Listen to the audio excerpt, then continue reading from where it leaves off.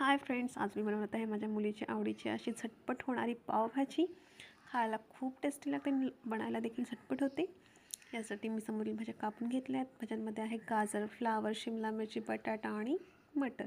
भाज्या छान स्वच्छ धुवून घेतल्या आहेत. त्यानंतर आपण टाकणार त्या कुकरच्या भांड्यात गरजेपुरतं पाणी ॲड करूया. कुकरचं झाकण बंद करूया आणि चांगल्या 5-6 शिट्या काढून घेणार आहोत.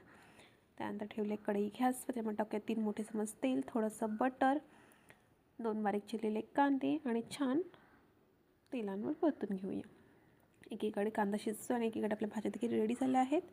त्या भाज्या आपण स्मॅशरच्या सहाय्याने छान स्मॅश करून घेणार अशा प्रकारे. एकीकडे कांदा देखील आपला शिजला आहे. त्याच्यामध्ये ॲड केला आहे मोठा चिरलेला टोमॅटो आणि अद्रक लसूण पेस्ट आणि छान शिजवून घेतलं आहे. आणि ते देखील स्मॅशरच्या सहाय्याने छान स्मॅश करून घ्यायचं आहे. त्यानंतर ॲड केले आहेत मसाले. मसाल्यामध्ये आहे हळद, लाल तिखट, काश्मीरी लाल मिर्च, धणेपूड, पावभाजी मसाला आणि चवीपुरतं मीठ. छान तेल सुटेपर्यंत शिजवायचे आहेत मसाले. त्यानंतर ॲड केली आपली स्मॅश केलेली भाजी आणि गरजेपुरतं थोडंसं पाणी आणि 10 मिनटाची वाफ काढून घेऊया.